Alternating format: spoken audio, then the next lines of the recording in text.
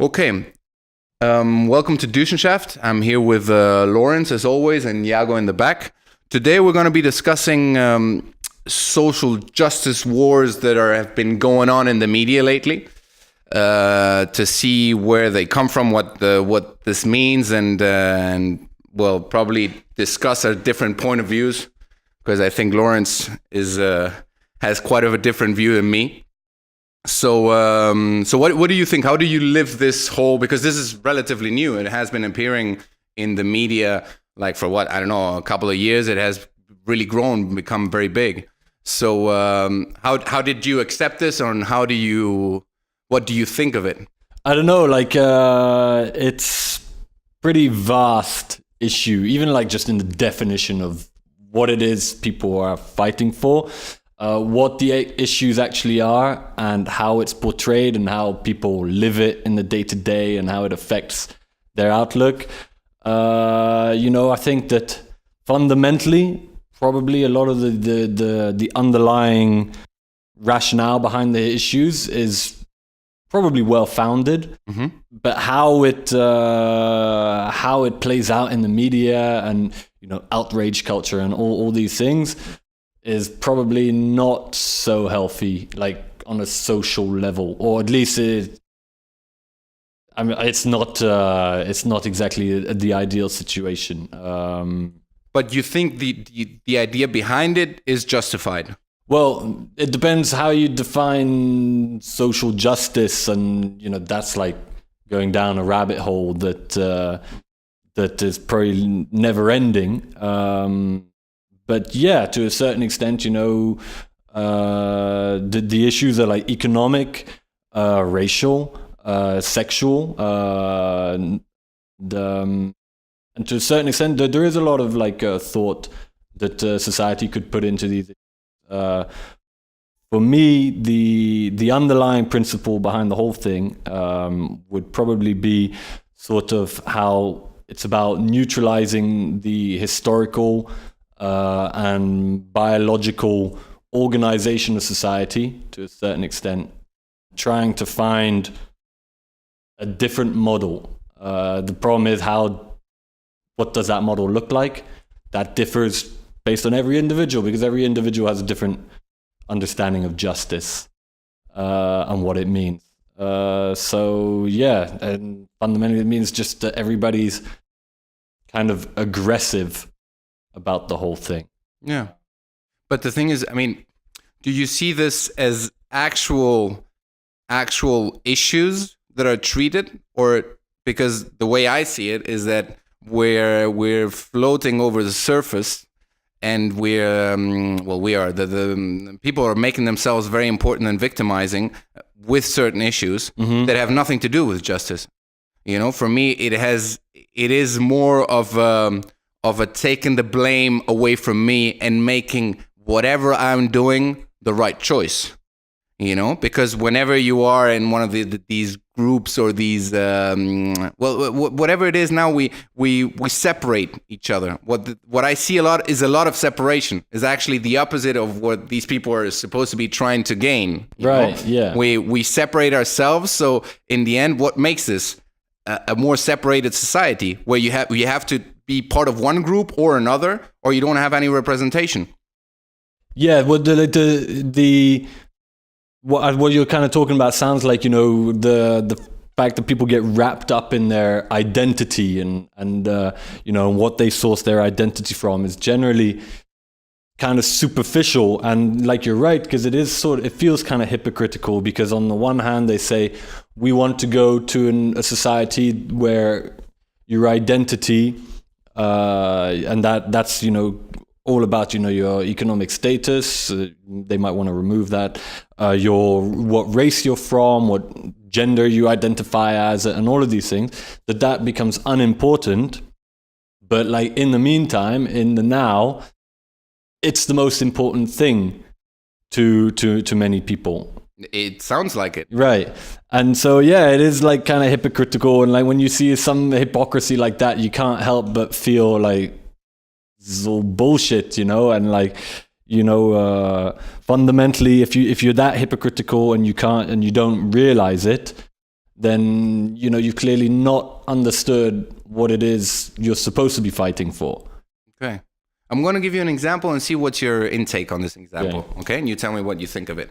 The other day, it was a couple of months back, I was reading in a Spanish journal, El País, where you have a ton of that, about this journalist. She was talking about the like on the feminist side of an issue that was going on in China, where she was saying that it was very misogynist the way they had put special parking spaces for women that would be like, how do you call that in English, that are wider, not wider, but you go in with your car, like you have like a space, you don't need to do the parallel parking. Yeah, parallel, okay, exactly. Yeah, okay. And they had put those for women, and she was outraged about this, and this was the misogynist society, and how do we get here? What's your intake on this? When you imagine you read an article like that, how would you take this in?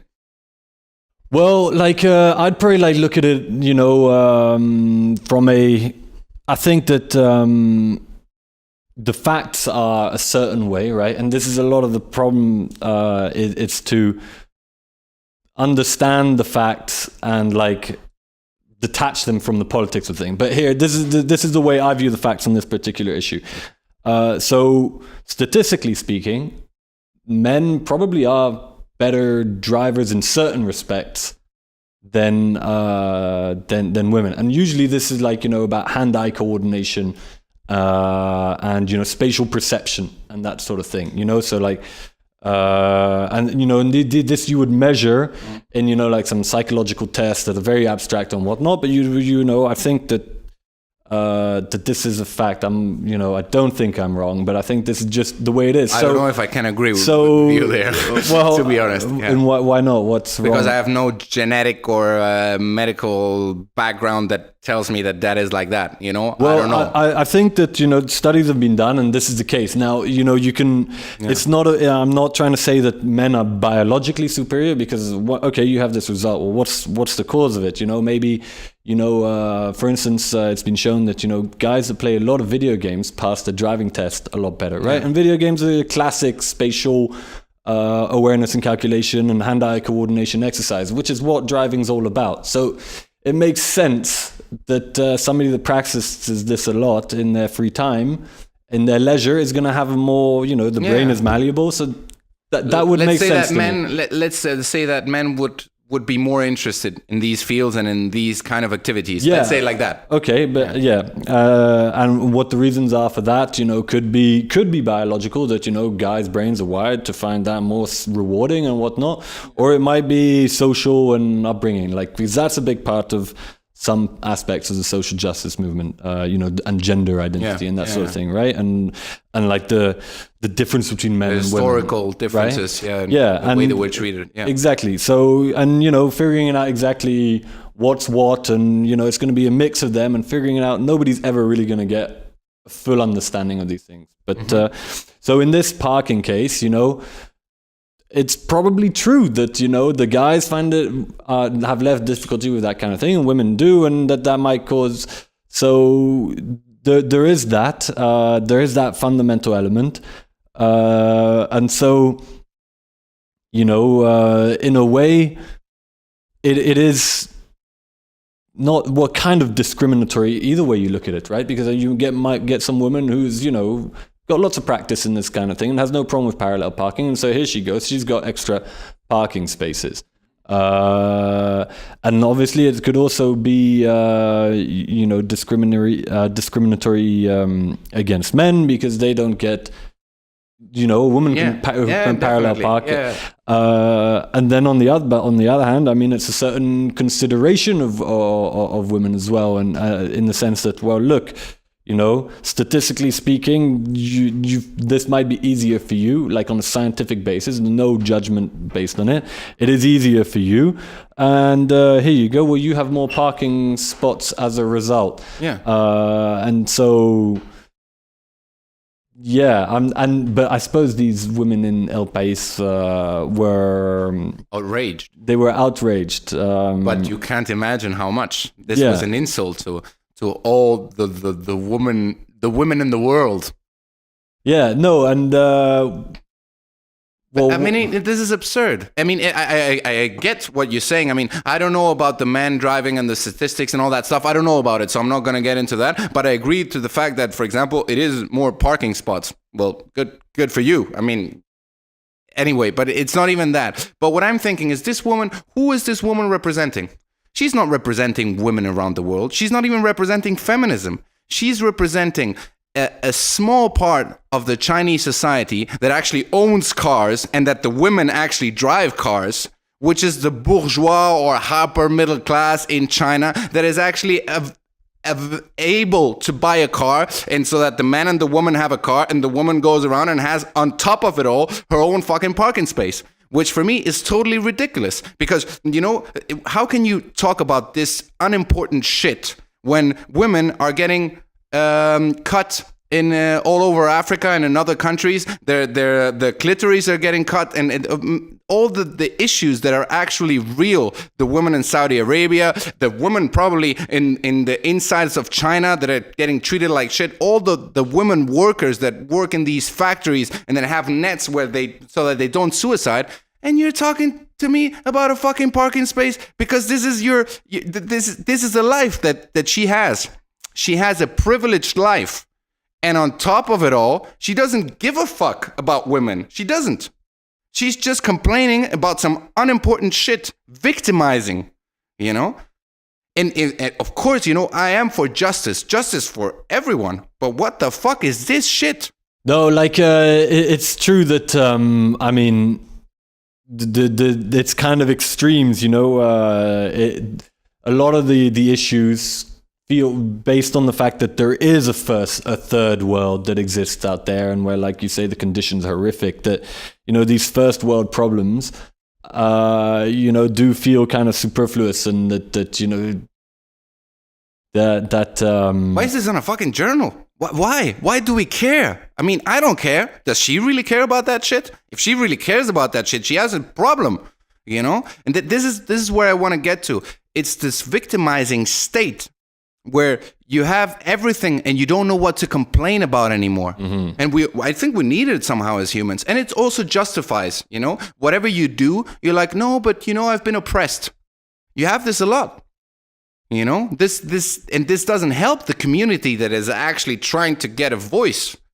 I think everybody should be able to get a voice, but we shouldn't like separate it like this and then make it so that unimportant shit becomes a big deal. Well, on the other hand, I mean, just because there's no progress or society is not particularly progressive, let's say in certain other parts of the world, doesn't mean that progress has to stop entirely at, you know, the forefront, if you see what I mean. So, I mean, these societies that you talk about where women obviously are, you know, third-class citizens, you know, it doesn't mean that the kind of world that's being created here in the West is more like, you know, still the ideal. I mean, where these societies are hopefully going to get to a point to where we are now, right? But then where will they move on to after that? And that'll probably be to a certain extent where, you know, the more developed countries move to, be they Western or Asian or wherever they are, and whatever their culture is. I'm being like super careful here. I wouldn't be careful at all. I mean, I think that's the problem. No, I think that now we have to be careful with every fucking thing. You can't be a comedian anymore. You can't say what you think. No, Free speech you're right. is out the window. There's a certain amount of there's all the outrage that you talk about. You know, that people are kind of like comfortable and they don't have anything to do, and so you know, when something comes along that they feel a bit uncomfortable with, or they go full on passionate and latch onto it. No, I agree. So yeah, it is kind of like a scary time to a certain extent, because especially if you're a public figure nowadays, you know, but then people, you know, people with social justice warriors would feel justified. Well, you know, look, if he's a public speaker and he holds these views, well, he's justified in being taken down. And it depends what the views and the actions are, you know, like, because that's also a thing that we're seeing nowadays. There's a broad spectrum in terms of, the immoral act that's been committed and the consequences. Like there's such a wide thing. You have like on the one hand, you have your hardcore racists or your hardcore sexists, or your hardcore capitalists even, that are just outright nasty, in what they do and what they believe. And then you get people who said something that may have been in poor taste or poorly judged, or they were like in a state of mind, they might have been drunk or whatever, and they say something that's, probably, you could understand why somebody would get offended or take it badly, but doesn't merit the kind of consequences that come with it. And that's like the really downside of the whole thing, is that it's also kind of like fashionable. It's mob mentality. It's again super hypocritical, because you'd think, for me, like the underpinnings of the ideas behind them are like, quite rational and reasonable. You think? Yeah. Well, when it comes, if you talk about, economic justice, right? I mean, you'd be the first to tell me that the world is economically unjust. Yeah, but right? I don't think women and men are really, for example, the most important thing. No, but that's what do you mean? Like, but that's sexual justice. That's like but it's economical, because that's one of the things that has been said all the time. Okay, they're all linked together, of course. It's like, yeah, it's calling it social justice is like, it's just a huge social transformation that a lot of people ask for, and to a certain extent, I think it is reasonable, because we have the means and technology now to like do like lots of great things, and like all our organization is based on the natural world as it was, and that this organization worked and it got us to where we are today, which is good but also bad, and the pros and cons, but like this natural pressure has been like removed to a certain extent, and so it gives us the opportunity to say, well, okay, well let's find a way to make the world a better place in all the best intentioned ways. But I think that is what happens there is that we don't go to the bottom of the problem, because injustice is injustice, and it doesn't depend on groups. And the more you separate... Well, even then, that doesn't necessarily it's true. It's the same thing, We always see the big mistakes of society, that we see it all the time, A whole forest that's growing makes less sound than one tree that falls down. So in the end, we don't see all the benefits that we have in our society. Right, yeah. We tend to see the mistakes, which is also a good thing, like you said, because we can advance. But what happens here is that we don't get to the bottom of the actual problem. Injustice is injustice. I'm going to use another thing. Imagine a woman is getting paid less than a man at a certain job in the same status. So maybe it is because the boss is a fucking asshole and a misogynist, and he thinks, okay, I'm not going to give her more money because, I trust more in the man. Or maybe it is because she's fucking lazy and the dude works his ass off and he's been working there for 13 years and she just came last year. What I mean is that every single problem needs to be taken into consideration. You can't, it's too easy to take a whole group and say, okay, I didn't get the job because I'm black or homosexual or Jewish or whatever. No, maybe I didn't get the job because I did my interview wrong. Or because the dude is looking for a specific kind of a person and I don't have the attributes that's needed for the job. I don't know, or he just didn't like me. Because one of the things is maybe I don't like this dude. Because he's black? No, because he's an asshole, and I just don't want to take him for my job. The thing is, it's so easy to enter in that shit and then say, okay, this is because, oh no, I didn't get the job. Not because I suck. I don't need to put anything in question of who I am. I just need to put in question the whole society because things are not going my way. And to me, it's just such an easy way out. Don't you feel like in the end, like this makes you not change? It makes everything else has to change around you, but not yourself. How do women get to the state where they are? By ignoring that shit, By ignoring it, by making your job fine, right? And then the boss is going to pay you more because you bring in more money. How do you change things? Not by complaining. And I'm not saying that it's right. I'm not saying that it's just. I'm saying if you're working for your own cause, if you divide us If you divide into different groups, soon we're going to be like the bolds. We're going to have a group, and we're going to be together and entwine about everything. Oh, he's bold like me. Okay, we all agree on everything. Let's just move on and continue. You know, we're bold. But this is what happens. You know. Yeah, well, that's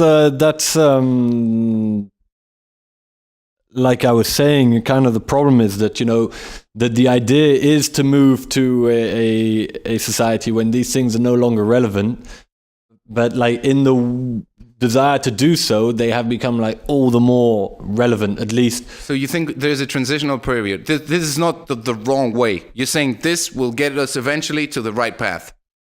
I'm not sure. You know, I think that there are questions that have to be asked, like to actually what extent is it possible to create that society? Like, will there become a point when there's no injustice? It's impossible. No, not that. The injustice of a certain kind is like baked into just the way the human brain is constructed, like from the ground up, you know, like through your reptilian part and all these things, you know, like there are parts of the way we think that we can't control, or what they are and to what extent they can be controlled. That's like up in the air. There's people working a lot on this stuff, but nobody knows the answer quite yet.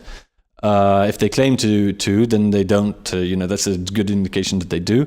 But like, yeah, so on an ideological level and on a rational level, yeah, I think it probably is for the best. Where I have doubts and stuff is to what extent is it actually possible? Like to because humans aren't computers, perfect. You know, we like to think that we're perfectly rational, but that's just what's going on the surface. You know, like an iceberg. You know, so figuring out how, for instance, like when it comes to sexual, like the gender relations between men and women, you know, to what extent are male attitudes to women, hard coded? And that's not to say that there's no social and cultural influence on these attitudes and whatnot. No? Yeah, well, you're genetic. Yeah, we want to procreate. This is in our right. fucking brains. Okay. So yeah. Okay. Of course. Right. But then, certain attitudes to women might be from a genetic perspective, might be more likely to give you opportunities to procreate, for instance. Right. And so you will have more kids, and just the way that your brain is wired in that sense is advantageous from a biological point of view. And I mean, evolution works very slowly. You can't change things just because you want to. So yeah, that might be a problem. And the guys and women, in the way women's brains are attitude and the way they view men, might also be very limited in how much it can actually change, despite the best intentions and the reason and philosophical and political underpinnings behind these point of view. Yeah, how far it's actually going to be able to go is going to be I think that's what's interesting to think about the issues. I find the way that people get all wrapped up in the outrage and the identity and all of these things. What is the outrage? Well, somebody says something bad and it's everybody piles on, and everybody calling it could be there's plenty of stories on Twitter when somebody makes maybe a joke that's not even badly intentioned but can be construed to be that way, and I don't know, some hype ball works up and everybody's when she gets off a plane, this is a great story, a woman tweets something before she gets on a long haul flight, and the tweet was probably it was risque, you can see that it was but anyway. And when she gets off the plane, there's people there waiting to film her as she gets off the plane because she's become a Twitter superstar. Because everybody's an episode on Family Guy about that. Yeah, there's some guy gave a great TED talk about that. He tells a story, and and this is just some random woman who's and just people just get completely outraged and they flip out, and it's sad because it's not it's not justified, it's not productive. It's again just letting into all the things that they want to supposedly you're right. But do you think people that actually get outraged about this, are they actually thinking about the community in general. I don't think so. In general, I think it's people that get their feelings hurt and they don't like what they hear. But this is, imagine I'm very, very left wing. Okay, I've always been very left wing. So economically, at least, right? Economically, for sure, but not only economically, education wise, sanitary wise. I mean, I'm very left wing. Not on all matters, but on most of the matters. And now, another thing that also goes with the social justice is the fact that today it's that left wing that represents that social justice that, to me, I agree with many right-wing dudes in many things. And it actually enrages me to see that the guys that I agree with are mostly right-wing, which is a stupid thing, but it doesn't matter. So what I'm saying is that... I'll come back to that. Yeah. What I'm saying is that you have this kind of a vision of the community, these people that are looking at this, but they're not actually thinking about the community. Because if you really think about the community, you don't let somebody else, you let somebody else think differently. I mean, what do I think about the Nazis? It was horrible, but I'm not gonna judge a guy. I mean, if he thinks that Nazism was the best solution, and he doesn't do anything illegal, he doesn't act on the horrible things, but he thinks it as an idea, he's got the right to think it.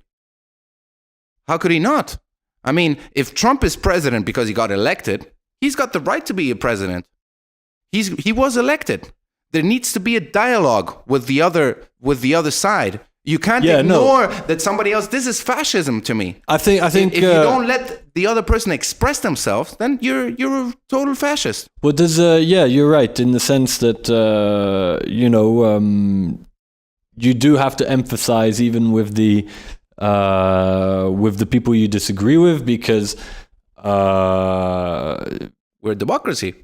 Yeah, but it's also to for the most part, I think that most people do have good intentions and stuff. It's just the setting they come from, what they've been taught, blah blah blah, all the the things that make up a person and whatnot, the historical and social context in which they live, and all these things, that, and you have to empathize with them, but that doesn't mean you necessarily, obviously, you have to sympathize with them and take on, agree with what they're saying.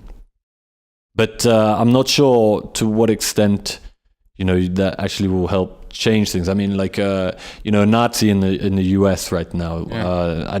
I think the problem is probably overblown in the sense of the full, white supremacists, Sieg Heil, and all of those kind of Nazis. I don't think many of those exist. It's probably a lot of a lot of lower level racism and stuff like that. But how would you go about, they have political power, but it's not a good thing. I know that you don't think Trump is I know you think that Trump is the devil. Yeah. And but I mean, it's still what do you go? So, what are you saying that by demonizing them, you're never gonna, and you're probably right. There's, demonizing them and just calling them assholes is not going to fix anything. But it doesn't. First of all, it doesn't help. And second of all, I don't have the arrogance to believe that my ideas are right. I mean, I stand for my ideas, but I totally understand that people have different ideas.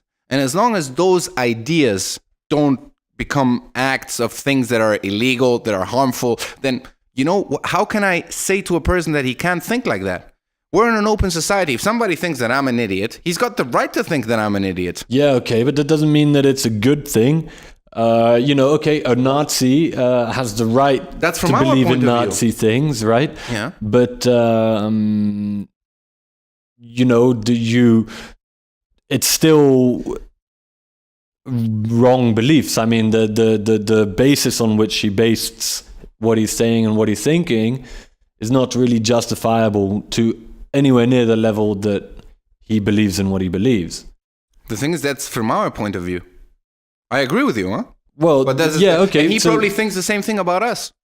So, that is what I mean. I mean that we have different opinions about each other. Okay, but like, look, we're both, we're not religious, okay? So what if some religious Nazi in the US, he believes that, well, black people are inferior because God made it that way, okay? I mean, yes, he's entitled to believe that, but, factually, like if you're an alien, like visiting the earth and like you're watching this guy and he believes that, well, you'd be like, well, this guy doesn't know anything about anything. Well, that's the alien doesn't have the same issue in his own no, planet well, like or whatever. I think when he comes up here and he's like, actually, the whites they're inferior and the blacks are superior. The Chinese is going to be like, look at the Chinese. There's so many. Yeah, these are the ones. But for example, I mean, it's all subjective. Well, no, I think that like in this case, it's not. Hey, okay, and this is me as an atheist talking. But I think so too. Right. Okay, but so you let this guy be him. Sure. I think that that's a missed opportunity for him, because I think that deluding yourself to that extent is always going to be sad when like the reality is much more, interesting. I agree. So and like it would be a good thing for society, but also for those concerned individuals. Because they then, it's always better to have like be closer to the truth, or to have like something that's more based in reality. But I think that I agree with you, 100%. Yeah, this is our truth. There's not the thing like truth doesn't exist. No, okay, yeah, nobody can ever get it, but this is what I mean. So I have to dialogue with the other person. I have to understand where he's coming from, what he's saying. I have to see how we can get to a middle point, so that we do like we make a better society. Whatever we get along. It sounds a bit corny, but in the end, it is a bit like that. It's as simple as that. We live together. Course. We have different opinions, so we need to somehow make it work. So, for example, if there's a law, that's the beauty about the law, that it is injustice. It is above that. So we establish certain rules by those which we live. And so, if somebody's doing something illegal, then that dude needs to face consequences. But if he's just saying, look, I don't like the blacks. Okay, as long as you don't do anything about it, this is your opinion, as retarded as it sounds. Yeah, but it's not just an isolated opinion. I mean, he's going to act on it to a certain extent, right? This belief is going to affect his behavior, right? But what better way to make his behavior change than to actually dialogue with him? I totally agree. And like, everybody getting outraged, well, he's just going to justify it as like, oh my God, listen, these uppity blacks or whatever, and totally agree. And that's like a shame, because it's the whole thing in the end is counterproductive to, at least for now and for certain groups of people. Yeah. But yeah, no. So I think, yeah, you're right. I totally agree with you on that as well. Come on, don't agree with me all the time. Well, man, like, no. Yeah, but like, I think that like all this outrage and all these things come from like the fact that it becomes part of their identity to be a social justice warrior, and so. Yeah, it's again kind of sad, but like their end goal, I suppose, is that everybody identifies as a social justice warrior. That everybody gets offended by everything. So in the end, we're all going to be just offended by anything. But what do you think about the Iago was telling me? Because I don't know much about all these things that are all the trends and all that stuff that's coming out. But Iago was telling me about these safe spaces. Do you know about these safe spaces in universities? Yeah, I've heard about that. How does this work? What do you know about it? And what do you think of it? Well, I think they come in like different forms, you'll get certain spaces maybe that are like restricted or like segregated by like sex or race. You might also have opinions, no? Or not even opinions? Yeah, probably. Well, yeah, opinions. Yeah, to a certain extent, like where you have, your communists might be able to. Yeah, that definitely happens online as well. Yeah, but where discussion and all of that and dialogue essentially is censored and rejected. And I agree. This is no, it's kind of like it's all twisted and inverted. So I don't know how any progress is going to be made. Exactly. How do you make a progress if you only talk with the people that agree with you? If you don't let the people talk that don't agree with you, well, where are we going? Well, maybe you make a safe place so that my ideas are protected from everything that's outside, and then I can't dialogue with anybody that thinks opposite of me. So my ideas get reinforced, and all you have are these kind of support groups where we all agree about everything, and no, this is horrible. What we're suffering, and you don't. Maybe the other dude is suffering. Maybe what will happen is that it's going to be about people will just conform because they'll have to like not be socially outcast. Like it's a natural, I think, human instinct to kind of like mirror the behaviors as others, like on a tiny level, but also like in terms of what you believe. And so maybe it's by making the consequences so bad if you don't conform, everybody will conform, just like subconsciously, because I don't think you conform. I don't think even the people that pretend that they conform, they don't. You just pay attention to what you say. But I don't think everybody has their own opinions about shit, and we all get angry and say certain things that we don't believe, Even like with a friend, it doesn't even need to be about races or sex or anything, I could be pissed off at Iago and say that dude is a fucking asshole, and I don't believe it because he's my friend.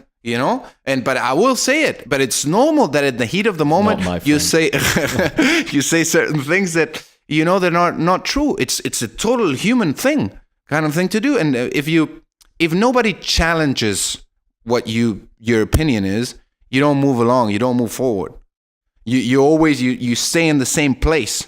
And actually, it's like anything that, even the president comes out and he says, and he always needs to be politically correct and stuff like that.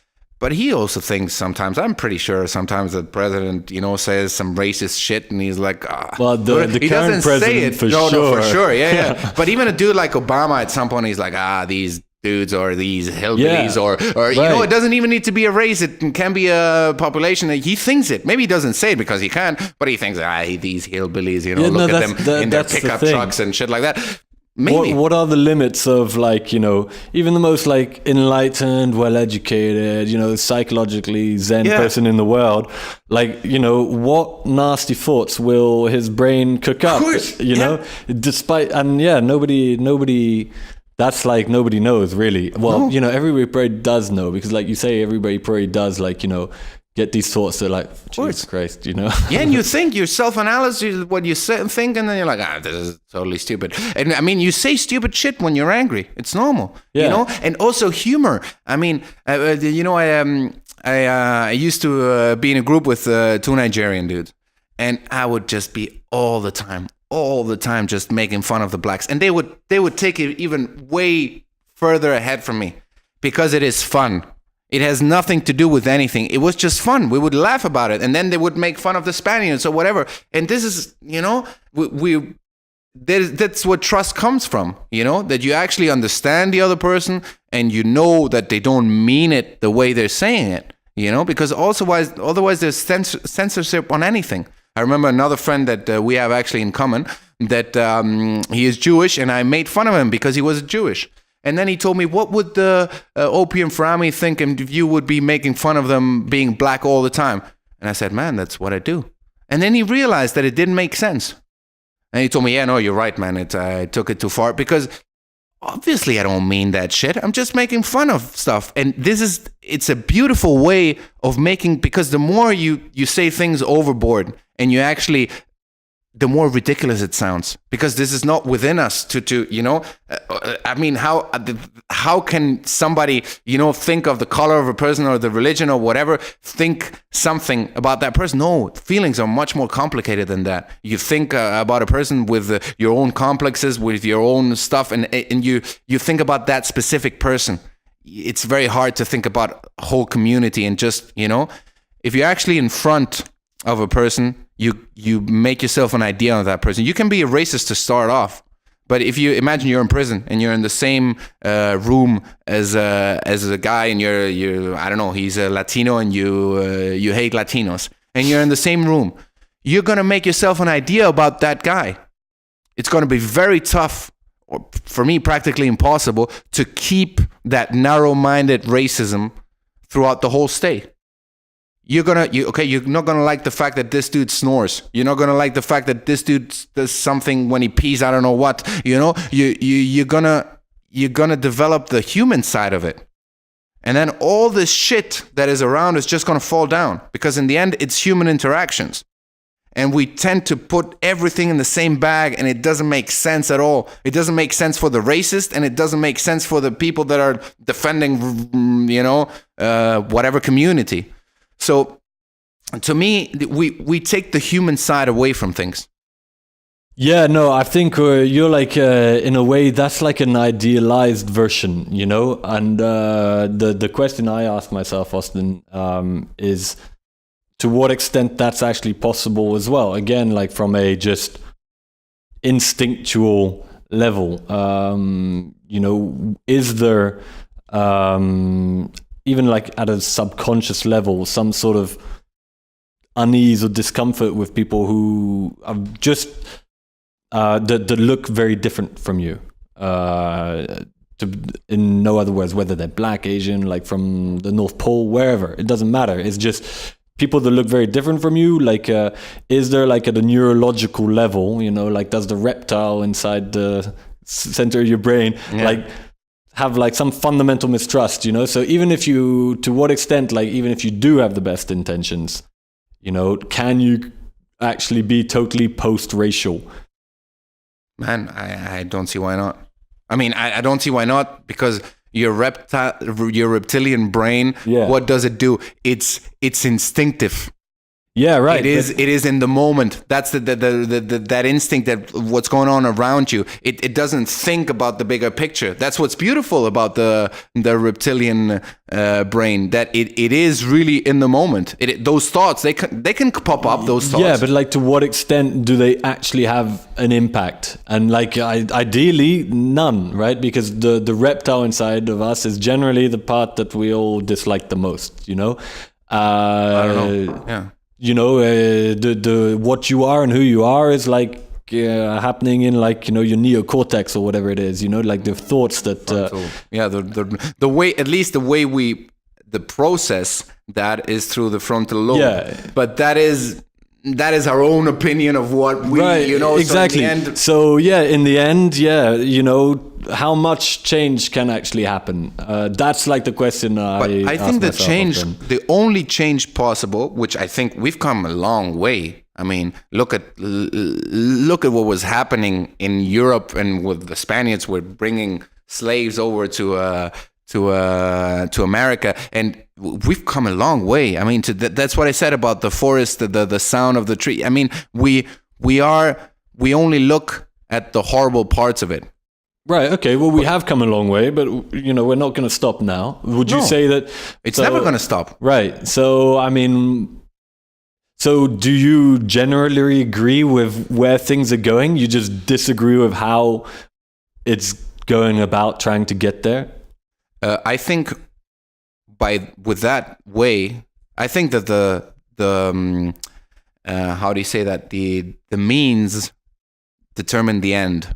So we are with the means that we're taking, we're not going towards that goal. We're separating. What we're doing is we're separating each other. So everybody's become very identitarian and in their little pockets. It seems to me that it is the opposite of what they want. Mm-hmm.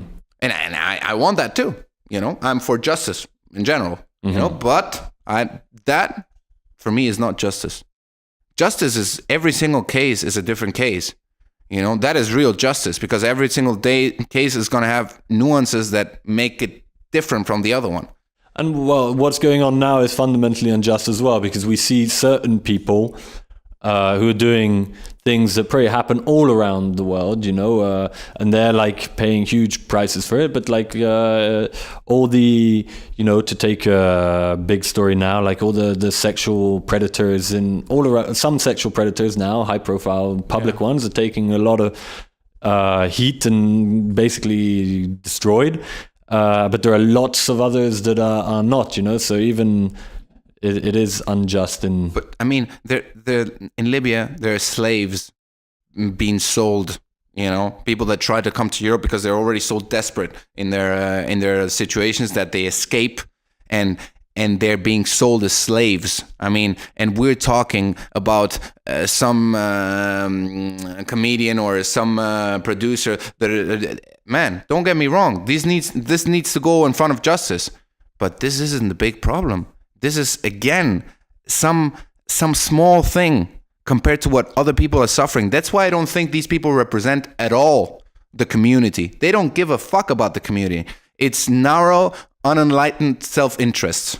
For me, this is really what it boils down to. Because I agree, this Weinstein, I don't know what happened with Weinstein, for example. If he's done some things, then he should face the consequences, the legal consequences, and that there should be repercussions. But I don't care so much about it, to be honest. I don't know how many wars, in the world. There's people that live in trailers in the United States, and we're all caring about this dude that did this to these women. It's horrible. But I mean, children are getting sold as sexual slaves. You have prostitution everywhere. You have so many things that are really the community. If you really care about that, then you should care about this. Yeah, well, you do care about several things at once, right? But like, you can't just stop everything to take care. Like, ideally, like everything would happen in parallel, and you would, everything would get better. When you arrive at a job, and imagine you have to sort out a company, whatever, and you have to sort out the company, and you see that somebody is stealing, I don't know, 1 million a month of this company. And then there's another dude, he's lazy, and from time to time he takes a bit of money to go and eat. I'm not comparing it, and he's like, I'll pay my lunch with the company money. The first thing you need, if you're a pragmatic dude and you want to solve the issues, you go first with that. And I'm not saying that they shouldn't do it at the same time, because we have the resources to do it at the same time, but you never hear about this. We've been bombarded with that shit, If there was one article in the press that were like, okay, Weinstein did this, okay, perfect. That's horrible. Should move on. And now, what's going on in Libya? What's going on in Syria? What's going on here with the prostitution? I mean, the macros and all the stuff that's going on. Children that have been abused. It's why it's like they don't matter, because in the end, it's a status thing. It's making a buzz out of stuff, and it's self-interest. Well, yes, for sure. It's like. Why are the people in Hollywood so important? Why? They're actors. Who cares? Are they really important? No. They're the people that can protect themselves the most, actually, in society. And, Le Polanski, what he did, and this was actually with a minor, which is horrible. And he is still in freedom, for example. And, these people can protect themselves so much. And all these children, these people that can't protect themselves, you don't hear about it. You don't. No, that's I don't think anybody's. So I don't believe these guys when they say, I think about the community. What? Your community, your self-interest, your own home, whatever it is, but not the big picture. I think part of it is that I think the media have figured out that these stories sell. Like what people talk about and what's important to people is always going to be controlled by the media, right? And yeah, I think that. But it's also, the media also gives the people it's kind of the chicken or the egg. Right, of course, but that goes down again to even if you're like super well intentioned, like how much can you combat people that have figured out how the brain works and use it against you? Essentially, that's like what happens like at every level of society, so yeah. So we need more critical thinking. That's the thing. We need to challenge our opinions. They need to challenge us. We need to have some kind of communication so that we can go to another place. But if we censor anything that is slightly, but because I'm really slightly offensive, then we're fucked. Because we can't improve. What can we do? I mean, I don't know what is the whole, I think the risk is, we've seen that in around the world that when you give in to, be it social justice, that's gone terribly in the past before. People that were motivated by a very classically left-wing view of social justice have done horrible things, and then people that have been more classically right-wing, whatever, done horrific things as well. So, there's always a risk that, and like the consequences are so big nowadays that, you a little fuck up can like really fuck things up, So people are like super stressed, and because the stakes are so high. But it's, in the end, we were talking about this before with the LGBTQ and all these names that you put on people. I don't know exactly what they all identifiers. Identifiers are called. Okay. Well, but that's essentially what they are. Yeah, they are. Yeah. And so it's also a way of putting a difference into your brain. The second you acknowledge that. The second you imagine, I'm sitting with a Chinese dude, and we're talking about something, whatever it is, and he's like, "Yeah, but be careful because don't insult the Chinese." Straight away, this creates a distance between him and me that maybe was inexistent in my brain. That I was talking to a person, and straight away, if he makes it real, it becomes real for me too. If you say, I'm this. It's like if I'm making jokes, I have homosexual friends, and I'm always making jokes about homosexuals with them. And when we talk about certain issues, I never have in my head, because I know he's intelligent and he knows what I mean and he knows what I'm going to. But at some point he goes like, "Hey man, don't say that. That's disrespectful, or don't do this." Straight away, it's going to put a distance between me and him, and the dialogue is going to be cut. So by naming a person, because a person is much more complicated than just a sexual preference. I mean, It's not because you're a homosexual that you act in a certain way, or because you're straight you don't act in a certain way, I mean, it's I don't get why we need to brand each other like we're somehow part of a tribe that determines the way we are just because we want to fuck a dude, I mean, really, how does it change from one person to another? If you want to fuck a dude, fuck a dude. Maybe I want to fuck a dude today, and then tomorrow I want to fuck a woman. And then, I don't know, man. Maybe I want to fuck a transgender, whatever. It doesn't matter. Yeah, well, that is the thing, right? But like to certain people, it would matter. And like in certain ways, right? And so, in certain ways, like society and the law even, makes it matter. And the culture does make it matter, right? So...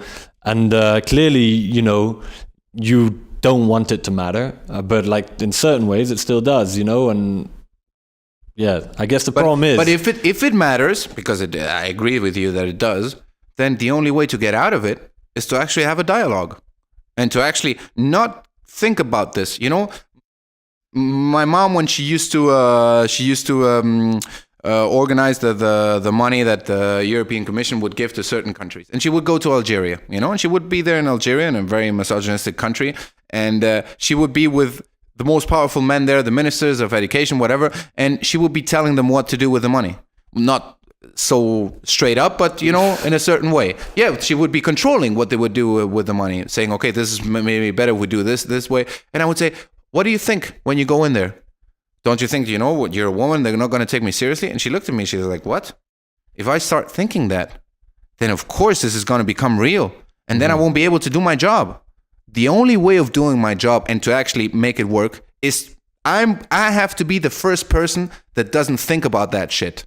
And you change things by example, by giving the right example, and it takes time. And this is another thing that we don't accept in our society, that we want results very fast. And it takes time to change mentalities. And it's the only way to actually get out of it. Because otherwise, if you force somebody to do something, he's going to be repressed and it's going to come out in lots of different ways. So in the end, it doesn't make sense to me, this whole like war that has been going on. Even the Louis C.K. scandal, I don't know too much about it. This dude, whoever has listened to I love Louis C.K. I think he's the funniest dude alive. And whoever has listened to him knows that this dude has sexual issues. Obviously. All the shit he says, there's obviously some issue there, So what he did, from what I understand, is that he went out and he went back to his room with two women that were working with him, and he asked if he could pull his dick out and started jerking off. And then another thing, he asked another co-worker if he could jerk off in front of her, and she said no, and that was it. And then apparently he was on the phone with another woman jerking off while they were talking. First of all, first thing that comes to mind is like, this dude is socially awkward and he's not gonna get laid a lot, with this way of doing things. It's very weird. And then if people are offended by that, but it's true, You'd think that he wants to get laid, ideally, right? Not have to jack off. But maybe that's the shit he likes. Who knows? But anyway, what I mean is that's even sadder. Of course. Yeah. It's even sadder. So I'm like, okay, this dude is fucked up. That is fucked up. You're a public figure. You have to be careful what the fuck you do, because maybe I will have a friend that has done that, and you're like, look at this weird motherfucker. And that's it. It stops there. The woman is going to be disgusted, maybe call the police, he's going to get a fine, whatever it is, I don't know how the law would react to that. But here, they cut him off from the world, the whole world, like he's some kind of fucking monster, I'm pretty sure there's people robbing and exploiting like workers in Hollywood that are just, stealing money, corruption, whatever, no problem. It's the same thing now we had with Catalonia. One of the things that happens is that all the corruption from Catalonia, all the things in general, you steer away from the real issues with these small issues, and you make society forget about what's really important. Maybe the society can't like things like that, like Louis C.K. That's simple, it's like it's. It's sexual, so everybody switches on. So it's easy, right? But like all these bigger issues, they're like nobody in the world gets them, right? Because they're just too complicated for any individual to fully understand everything. That's beyond what humans are capable of doing. So I'm not sure where I was going with that thought. But yeah, basically, it's just fucked. We're fucked. No, I don't know. Yeah, no, I think. Thank you for listening. We're kind of. But no. I mean, it is. The thing is, it is complicated. It is complicated to get out of it. Yeah, no, we all want the simple way out. And we all the simple way out is to just go with it. Yeah. And it is usually not the best way. Go with not accepting any responsibility. That to me is the real issue. Whatever happens, it's the society. It's this, it's that. It's never me. Whenever there's an issue, whatever an issue you have with somebody else, you can't change the others. The only thing you can change is yourself. So you need to introspect and say, okay, what can I do better? Next time, how can I better myself? If everybody has that mentality, then we wouldn't have like a quarter of the problems that we have now. And also with that attitude, you will change the other person's perspective of you. If you say, okay, maybe I should have done it the other way, and you go to the other person and you're like, look, I'm sorry, I fucked up here. That's the only thing I can change. I can't change the other person. I can't make them sorry for what they did. I can't, no. If they did something like, say, again, illegal, immoral, whatever, then they should face some consequences. And I have to fight for them to face those consequences. But what I can't do is change the way they think. I can't do that. I can only change the way I proceed. So in the end, it is, for me, not, how do you say that? It is counterproductive, the way the social justice is facing problems. Yeah, like I was just thinking that in a way, you know, it's they've gotten power's gone to their head, you know, and That's true. And the sad thing is that it's kind of like, well, not completely trivial matters, but like you say, there are like way bigger issues to go crazy over, really, and that yeah, I'm not sure how the things are going to move forward from here. I really don't. I'm quite worried. I am like quite worried. I think that yeah, in like in the saddest way, how it always goes, you know, like the best intentions, you know, lead to the worst consequences, you know, and so I think that in the end, hopefully, people will get bored of it and you know, recognize that, you know, okay, this is not very good either, and find like a different way that's more relaxed and ready to be patient, because like you know, we have come a long way. At least self-aware. Yeah, and again, like it's hypercritical of them, because they always talk about being self-critical and like being self-aware, and like the joke term in social justice warrior terms would be like woke. You know, they're like, you know, they're awake and stuff. You know, that's crazy. And totally crazy. And when in reality they are the complete opposite. And listen, if I would belong to any of those communities, I'm sure soon now also the right wing is doing this a bit, that it's now the white man that is, you know, the only one that doesn't have a representation, whatever. Yeah, no, right? The white people are getting victimized now. Everybody's going to get the cocoon where they get protected. And the worst thing of this is that everybody is a victim. And so, hey, I don't want to be considered like that. I don't want my mom, my sister, my friend to be considered as a victim because she is a woman, or my black friends to be considered as victims because they're black. No, you know, it takes the pride out of a person to being a victim.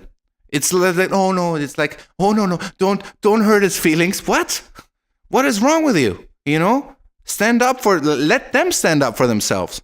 And let them say what they think in every situation. And of course, there's children getting abused, and that is a horrible thing, and it needs to be protected. But you know, protecting like the women, you know, in our society, that makes me feel like women are not strong. Like women have this role where, you know, they need to be protected. No, they don't. This is more misogynist than what you're accusing the other people of doing. You know. You're saying that women are inferior and need protection. So like the parking thing then, you know, that like to go way back to the beginning. Yeah. The Chinese parking spot story, right? You think that like, you know, it's wrong because women are being protected. I mean, it's wrong in the fact... Like, no. I mean, I think it is... First of all, it's not important to me.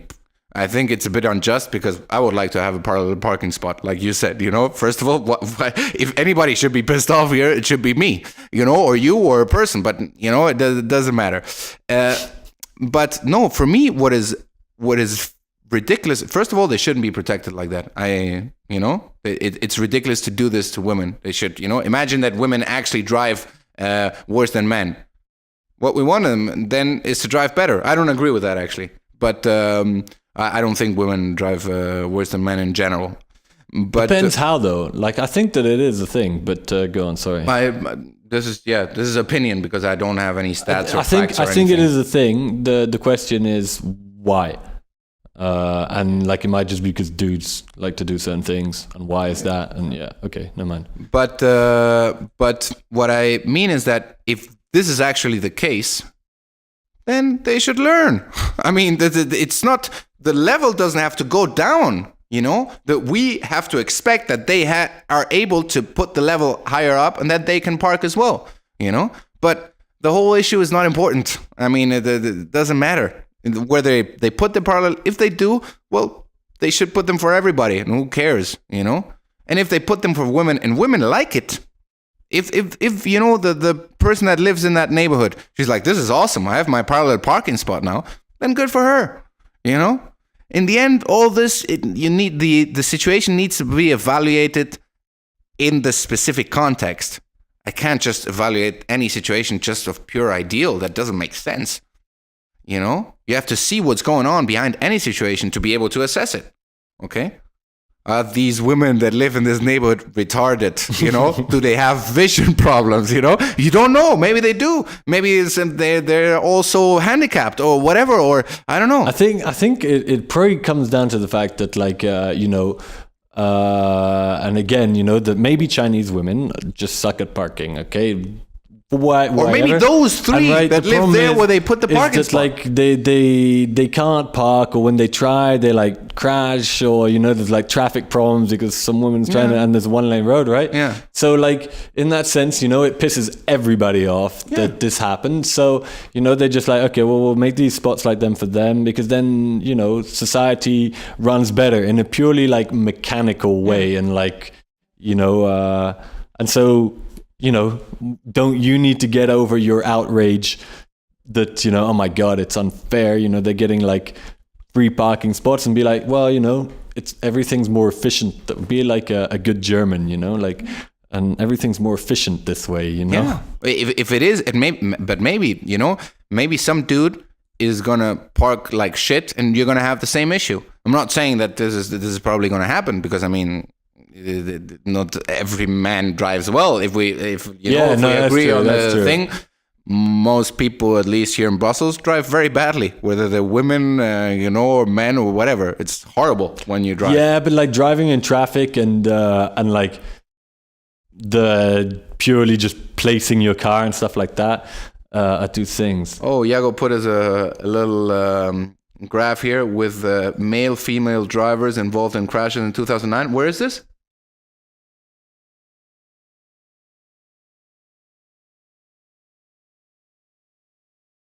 And this is like global, like in the world? So men have more... so men just crash more, basically. That's what it looks like to me. Yeah. Yeah, that might just be because... Yeah, that might be... But like in actually... I think that's like the difference between driving in traffic and, you know, they're two separate skills, if you know what I mean.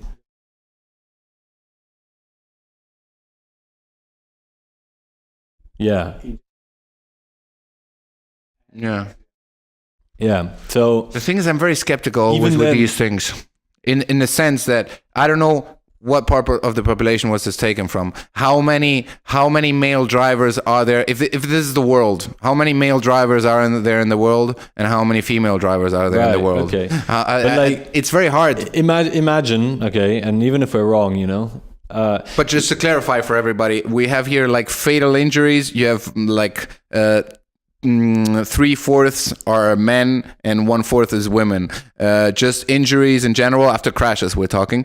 Injuries in general, it's more than half are men and less than half are women. And property damage only, it's also more than half men and less than half women. Yeah, so men are just basically worse in every category. Yeah. But like... Yeah, I think that's like because men are just dicks, you know, and like, but again, this statement makes no sense. No, I think it I does. I get offended by this, you know. You should be. The men, we as men are offended by your statement. Right. Well, you know. Yeah. So, but I think that like they're two different things, you know. Parking in the spot and you know, driving in traffic and being like, I can make this intersection without braking, you know, like that's two different things. But again, we need to have all the data behind this research. Yeah.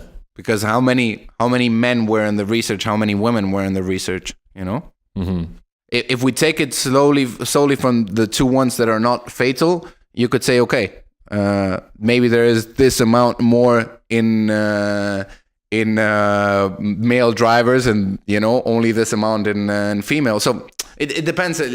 The problem with these figures are that without the background, the story of how they got to them, it's very hard to establish anything.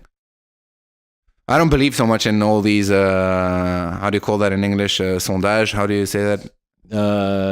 Surveys or well, I numbers. suppose this is like data based from insurers or something like that, but but still I'd like that makes sense to me, like instinctually, that finding, but like I still can see instinctually why it might. You're in your preconceived ideas. I know, right? You see this? That makes sense to me. But this is true. Why?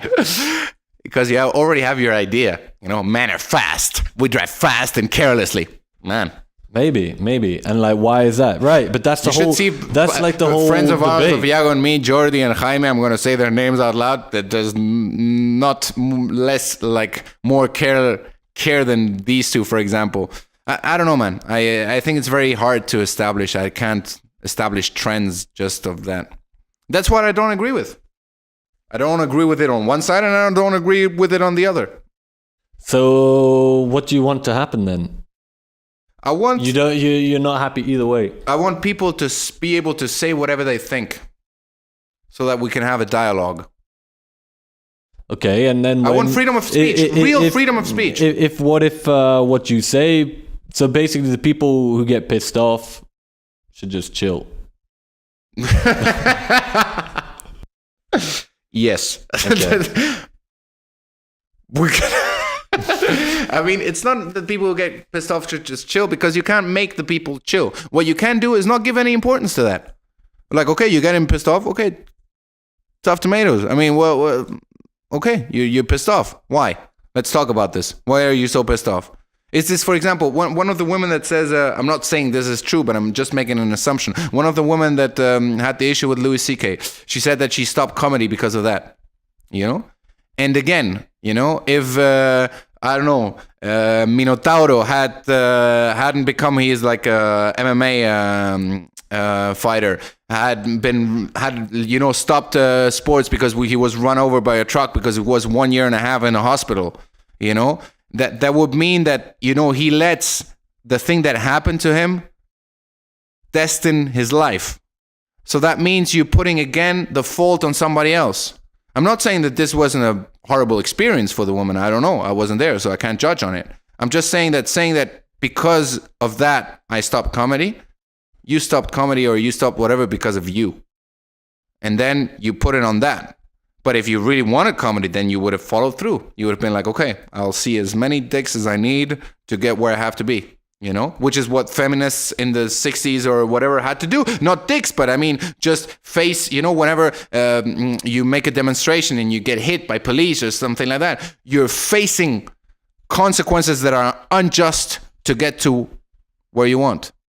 And if you say, oh no, because of this I can't do it, then you're victimizing and you're not getting to your full potential. I'm not saying it's easy. I'm pretty sure I've done it many times where I used an excuse of something. I'm like, I'm not going to do this. This hurt me, or I didn't like this. I'm not going to follow through.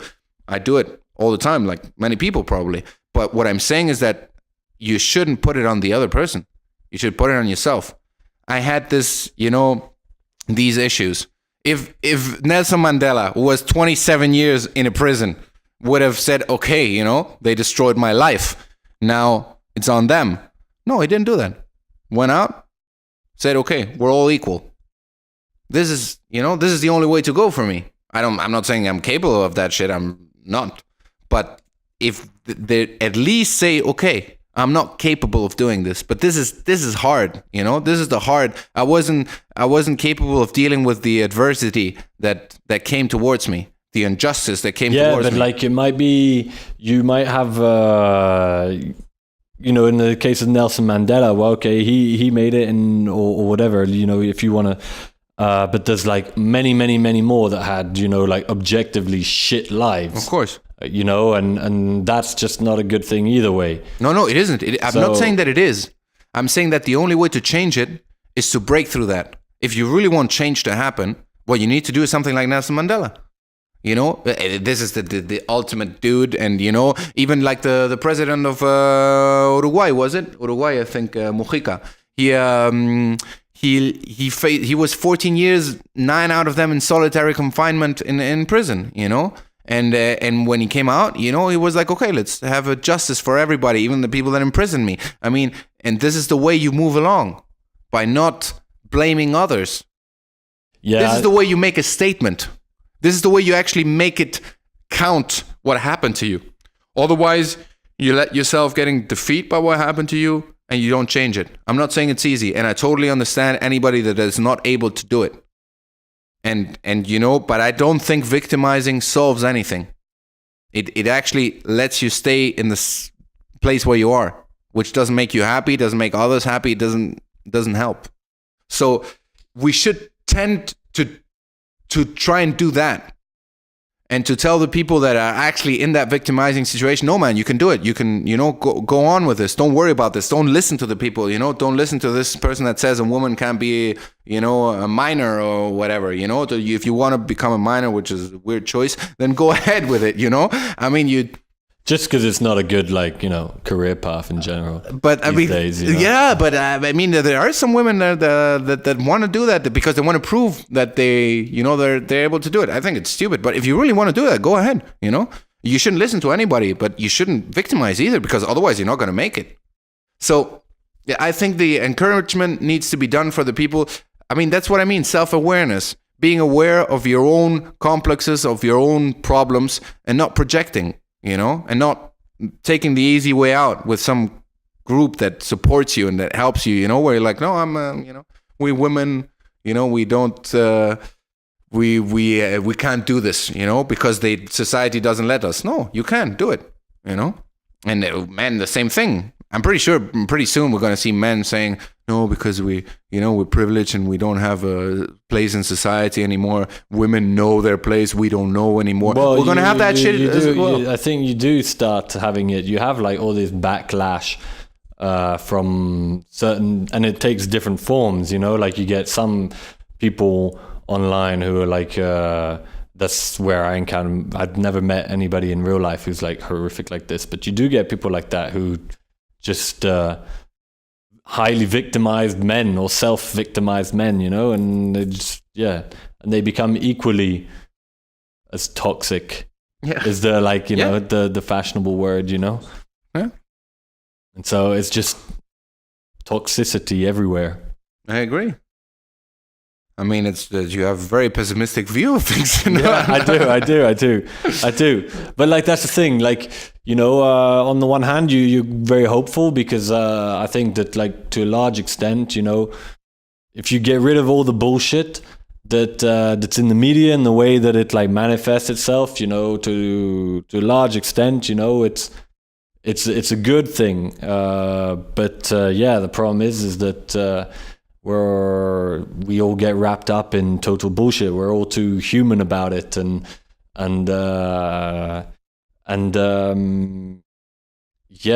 so the way it plays out is not, pleasant for anybody to a large extent. Everybody, even the people, the victims. Well, being a victim is not a good feeling. Feeling like a victim, justifiably or not, is not a good way to feel. No, it's not productive.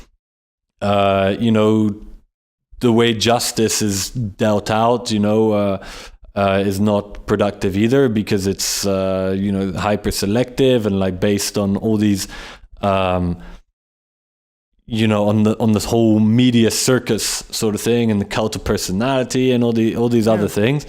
And whereas, I do have a lot of hope, because I think that there is much more potential.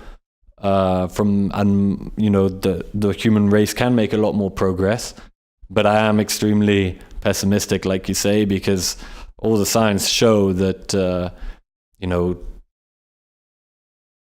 it's going to be the way things are playing out now are not representative, I feel, of the ideals.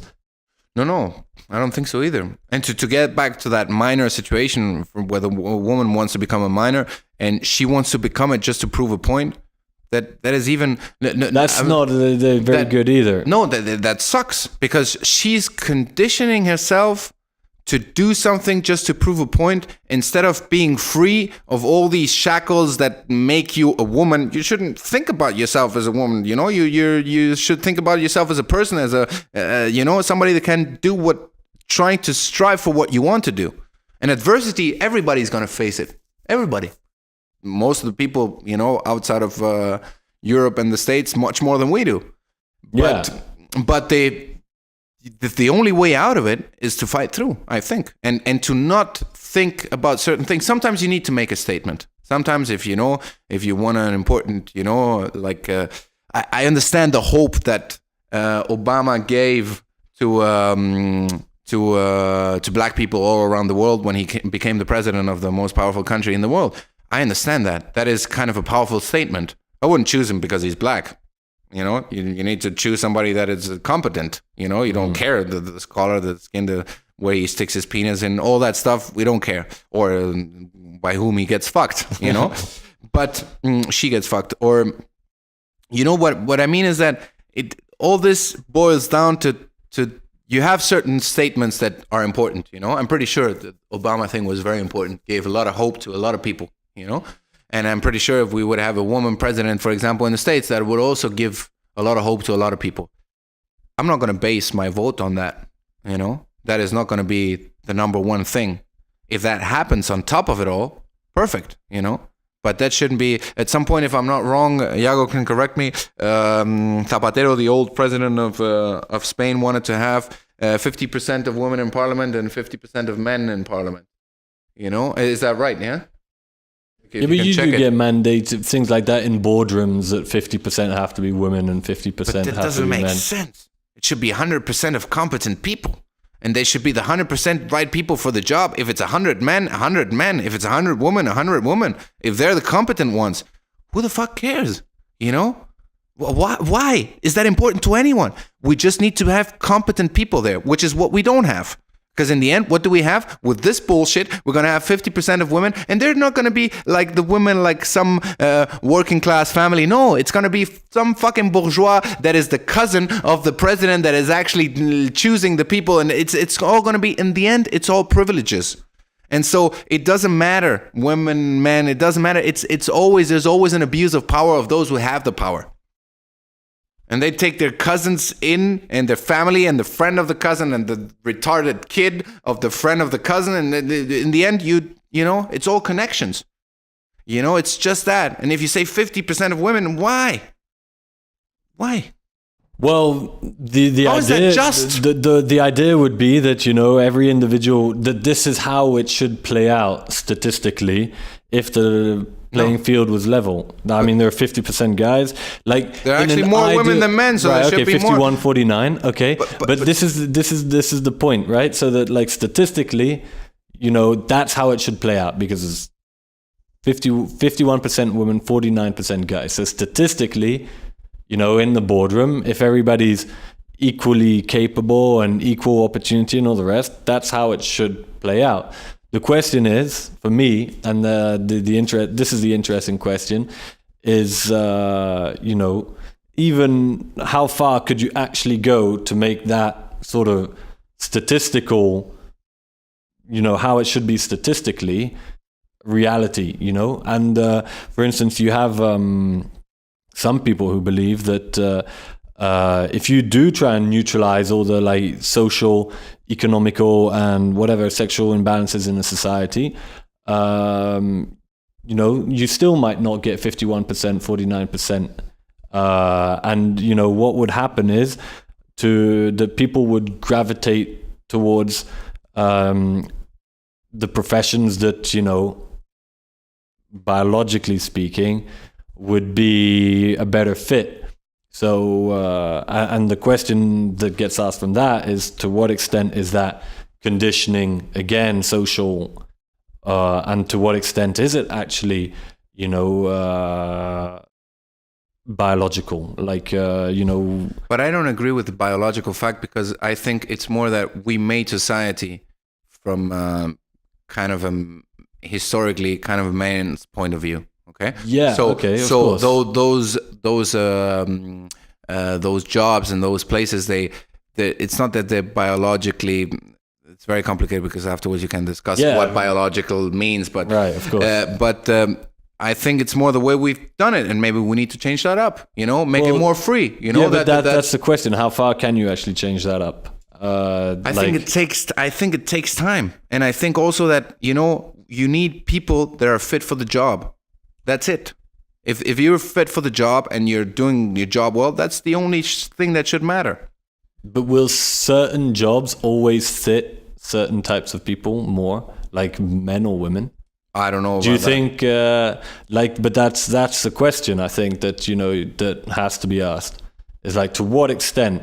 Because that's the goal of essentially social justice, would be to make that never ever be the case. Like fundamentally, if you go down to, that's like the goal.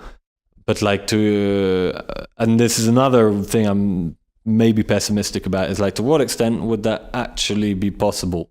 And will there always just be, that we have to breed out over 10,000 years or whatever, because that's how long it takes time to change things on that sort of scale and level. I don't know. So, and the problem is, what do you mean? I mean, can you rephrase that so I understand it better? I didn't get that. So, if this kind of society, to what level can it actually be done? Does the ideal, right? And I think the ideal is like rational in a way, right? If you like look at it from a purely like philosophical and like a scientific perspective also, not necessarily scientific, but like rational and political and philosophical way, I think that it is justified. But how far, like to what extent can humans actually, because humans are humans and animals are animals, and that means that, the forces that act on us to make us who we are like beyond. How much influence can we actually exert on them, and how will that translate on a social and societal level? The thing is, I don't know. There's clearly differences. I think there are clearly differences between genders. I think just hormones and the way we're built. Even in the ideal situation, I think there's like, can it happen? Anybody that's thinks about the issue should like ask themselves these questions. I think they're important, but then but still, society and the classic social justice warrior demands instantaneous change, and they don't know what they're asking for. Nobody really knows, and everybody's just kind of getting super paranoid. Everybody's just getting paranoid all the time.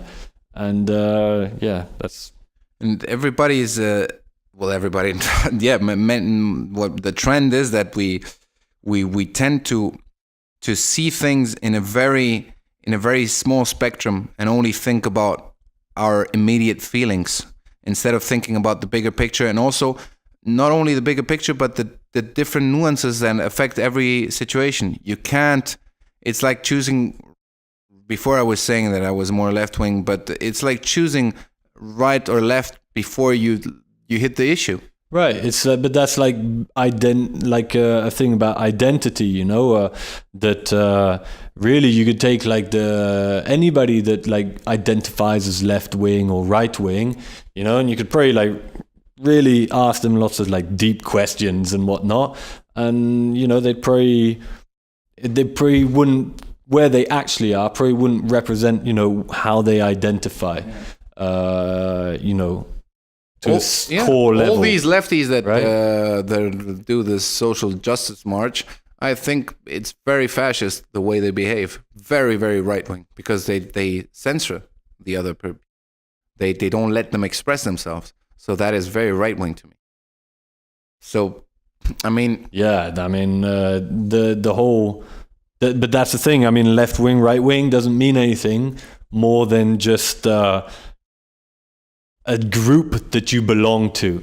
Well, you know? I think it made sense when it was actually, created in the French Revolution, when people who want to change sat on the left side of the table, and people who wanted to status quo sat on the right side of the table. There, it made sense because it had a context. Right now, we're not in that context anymore. For some people, things you're gonna be more like, I want things to stay the way they are, and for other things you want to change them. So it is a bit complicated but I think we should maybe make another podcast more on the political left wing versus right wing. Yeah, I think that's a good idea. Yeah. But I think for now we pretty much discussed most of the topics that we wanted. We got nowhere because I don't think you can get anywhere with this. No, I mean, I think not like that. It's you gotta, things take time, individually and collectively. Well, we'll see you probably in a couple of weeks when we do the next podcast. We don't know yet what it will be about, so we'll think on that and then we'll get back to you. Thank you very much for watching, and thanks, Iago, for listening to us. Good night.